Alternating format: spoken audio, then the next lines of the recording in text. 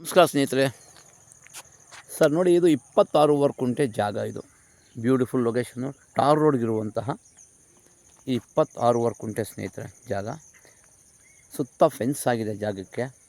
ಪಕ್ಕದಲ್ಲಿ Bengaluru farm house ಇದೆ,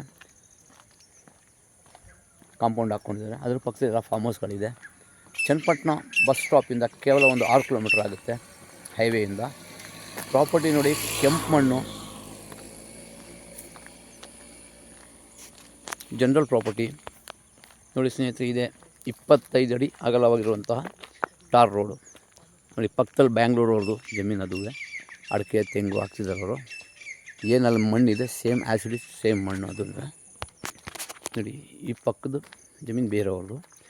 ಈ ಜಮೀನು ಪಕ್ಕದ ಇರುವಂತಹ ಈ ಖಾಲಿ ಭೂಮಿ ಸ್ನೇಹಿತರೆ 26 ಕುಂಟೆ ಜನರಲ್ ಪ್ರಾಪರ್ಟಿ, ಲೀಗಲ್ ಪ್ರಾಪರ್ಟಿ. ಈ ಜಮೀನು ಬಂದು ರೋಡ್ಗೆ ಸುಮಾರು ಒಂದು 160 ಅಡಿ ಅಗಲ ಬರುತ್ತೆ. ಟಾರ್ ರೋಡ್ಗೆ 160 ಅಡಿ ಅಗಲ ಬರುತ್ತೆ. ಭೂಮಿ ಬಂದು ಸ್ನೇಹಿತರೆ north facing, complete north facing ಇರುವಂಥ ಭೂಮಿ ಇದು.